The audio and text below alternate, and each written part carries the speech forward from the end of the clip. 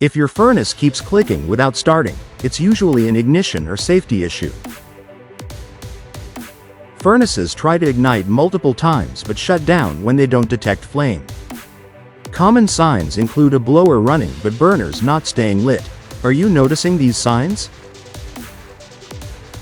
Heat may come on briefly before shutting off, or the furnace locks out until reset.